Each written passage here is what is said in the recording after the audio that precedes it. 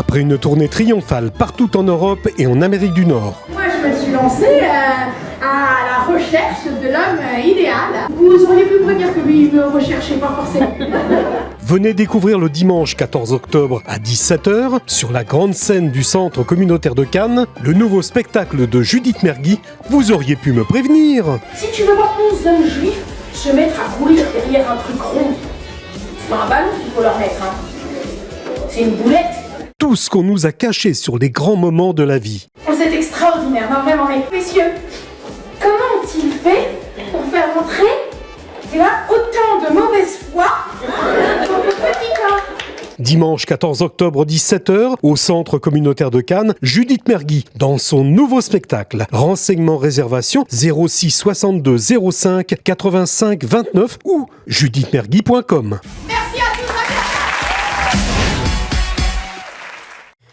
On vient de l'entendre, mais on peut les voir sur les photos également sur son site internet. Sa tournée est un triomphe. Les salles sont pleines, le public est réceptif, répond, rit, participe. L'année dernière, elle est passée à Nice dans 10 jours. Le dimanche 14 octobre, elle se produira à Cannes. Et pour tous ceux qui seront dans la salle, pour tous ceux qui ont envie de la revoir, pour tous ceux qui la découvrent, nous allons passer le temps de cette émission avec elle et faire sa connaissance. Judith Mergui, bonjour. Bonjour. Brigitte, vous pouvez nous présenter Judith Mergui ? Oui, donc en quelques mots, Judith Mergui a vécu à Paris jusqu'à l'âge de 20 ans dans une famille composée et même recomposée. Ensuite, en 2007, elle a fait son alia en Israël et elle avait le diplôme des cours Florent en poche. Son but était de devenir comédienne en Israël, mais petit problème, elle ne parlait pas l'hébreu. Donc, elle a fait un ulpan pendant 5 mois et ensuite, elle a intégré le séminaire Akibutzim, une des 3 grandes écoles d'art dramatique du pays d'Israël. Donc, 3 ans plus tard, elle a commencé à jouer au théâtre de Tel Aviv et en parallèle, elle a écrit son premier stand-up d'humour en français, Inch Alia. Judith Mergui, je présume que l'on ne se décrète pas humoriste du jour au lendemain. On a des prédispositions en soi depuis longtemps ? Alors, en général, on fait surtout ce qu'on peut. Hein. Quand on est comédien, on essaie de toucher à tout parce ça commence souvent par le besoin de survivre chaque mois. Et puis, en effet, moi, j'étais plus une comédienne de théâtre et de télévision, mais je sentais bien que je faisais plus rire que pleurer.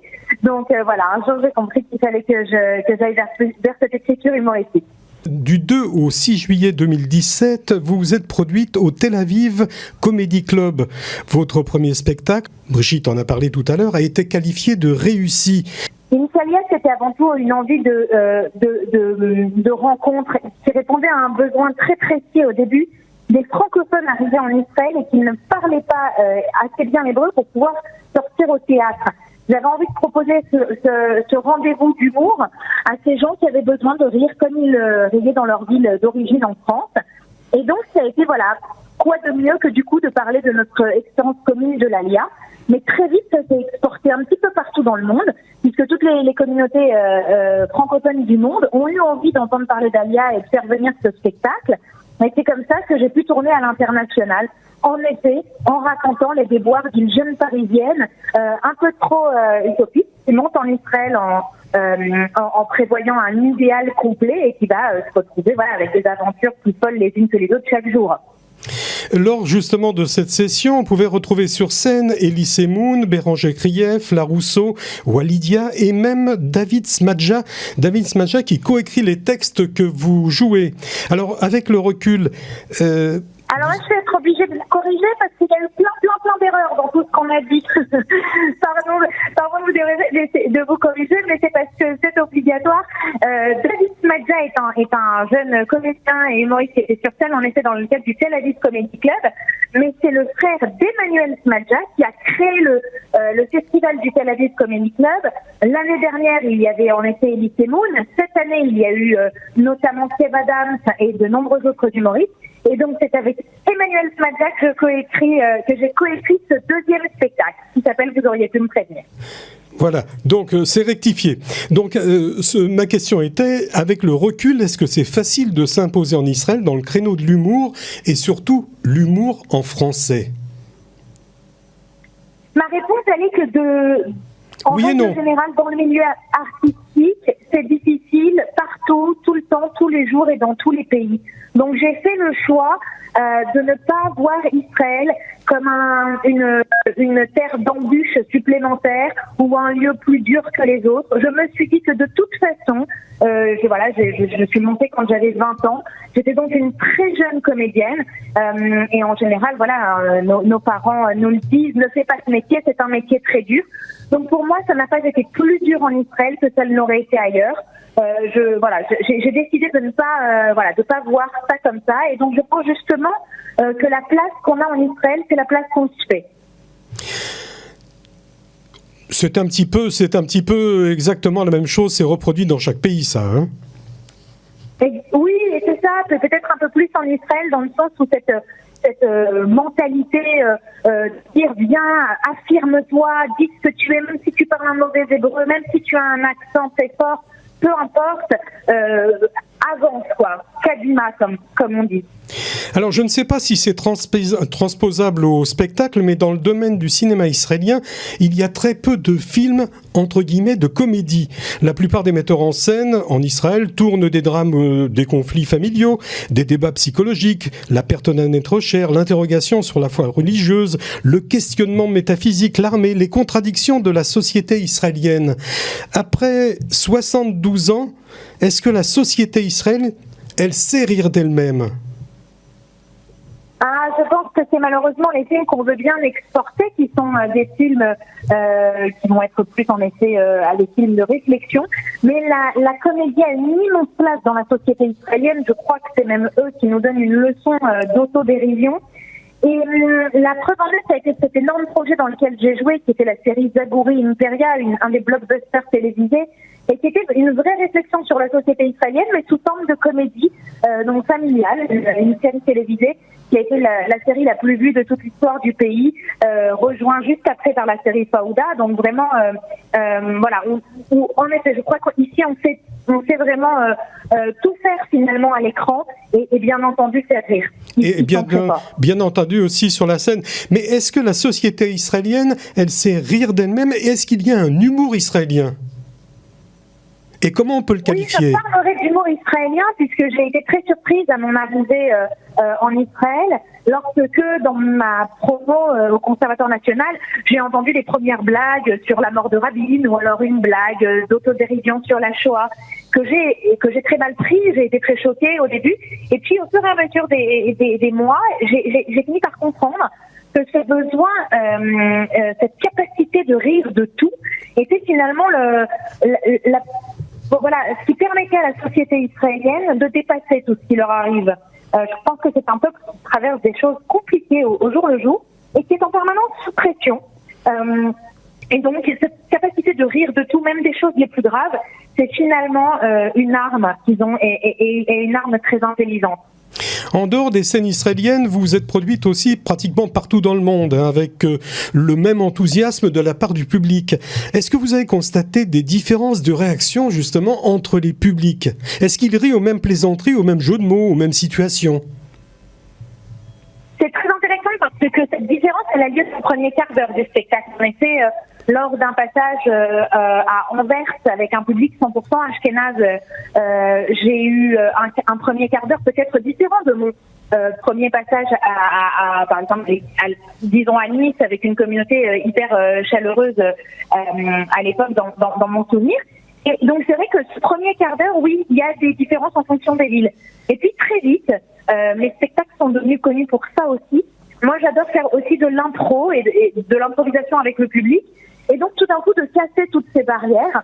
Et là, la preuve en est, c'est que finalement, toutes ces barrières n'existent plus à la fin du spectacle où on est tous, en fait, une bande d'amis en train de rire ensemble. Votre nouveau spectacle, parce qu'on va revenir à lui, que l'on va voir dimanche 14 octobre sur la scène du Centre communautaire de Cannes intitulé « Vous auriez pu me prévenir ». Au fait, à qui s'adresse cette expression ? Alors, à vous tous, à mes parents, à la société, aux films hollywoodiens qui m'ont vendu du rêve sur la vie. Donc vraiment, cette expression, vous auriez pu me prévenir, je la crie haut et fort à tous ceux qui finalement nous parlent de tous les grands moments de la vie finalement comme quelque chose qui va être lisse, parfait, qui va se dérouler à la perfection et pour lequel on se doit d'être exemplaire. Donc on arrive avec énormément de pression à chaque grande étape de notre vie et finalement rien ne se passe comme prévu. Alors j'ai eu envie d'écrire un spectacle pour dire écoutez les amis, finalement on doit, vous comme moi, on doit pas tous être parfaits et s'il y a des ratés à droite, à gauche, voilà un petit peu comment finalement les choses se passent, en tout cas comment elles se sont passées dans mon cas, mais je crois, vu les réactions du public, qu'ils se retrouvent aussi là-dedans. Donc quelque chose de beaucoup moins policé et de peut-être beaucoup plus humain. Oui, vous avez résumé en fait en une phrase tout ce qu'on nous a caché sur les grands moments de la vie.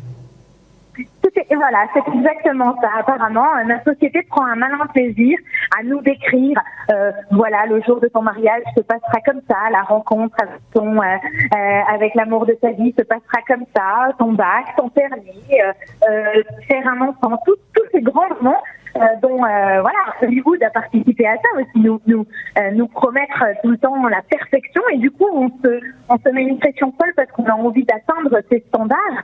Et puis une fois arrivé le jour J, rien ne se passe comme prévu. Donc j'ai eu envie de prendre le parti cette fois-ci, d'arrêter la langue de bois. Et pourquoi vous avez mis un second titre comme ça ? Le second titre, alors moi j'appelle plutôt ça un line-up, tout ce qu'on nous a caché sur les grands moments de la vie. C'est parce que souvent, et aujourd'hui on le sait, l'humour est une discipline finalement même hyper pratiquée. Il faut savoir qu'il y a énormément de personnes qui se lancent dans le one-man show, le one-woman show. Donc il y a énormément d'humoristes qui proposent des spectacles, tous avec des thèmes les plus variés les uns que les autres.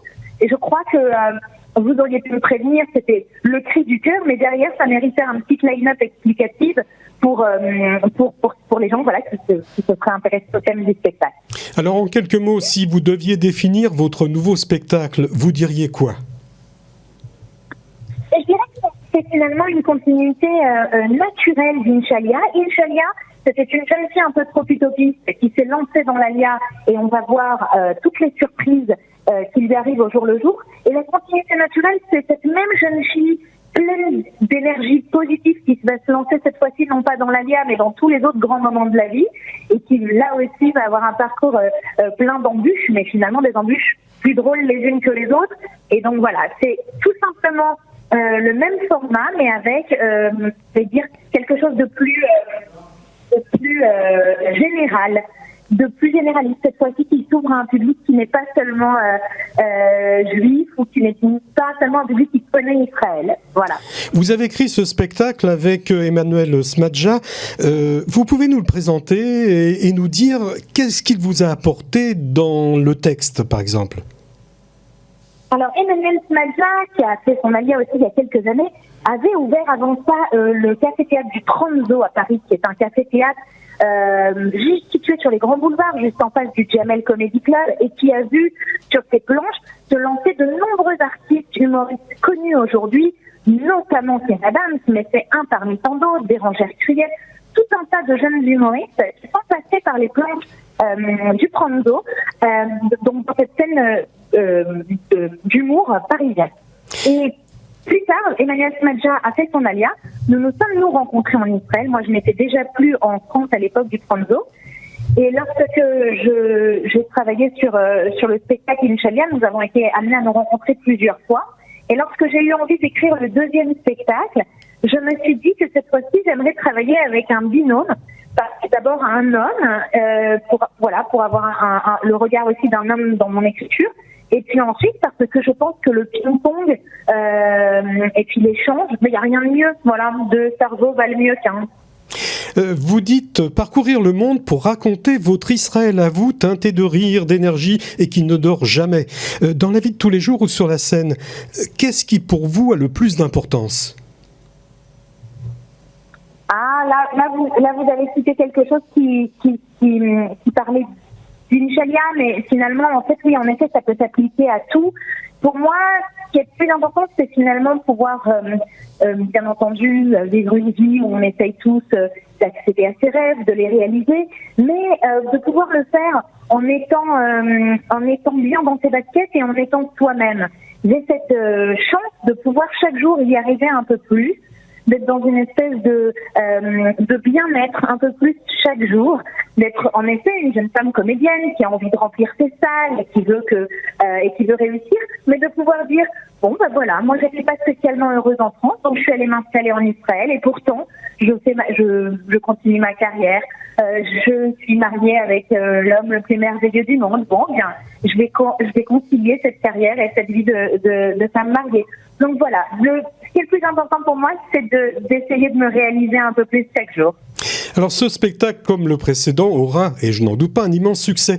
Est-ce que vous avez pensé déjà à lui donner une suite ?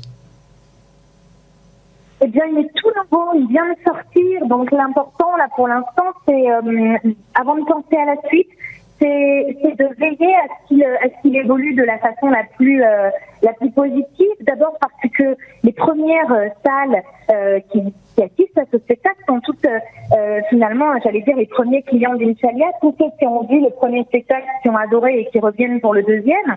Mais, en effet, cette fois-ci, ils peuvent prévenir, comme je le disais tout à l'heure, leurs amis, qui cette fois-ci ne sont pas des gens de la communauté, en leur disant, bah écoute, viens, là, cette fois-ci, elle parle de plein d'autres sujets, donc tu pourras tout comprendre, donc viens rire.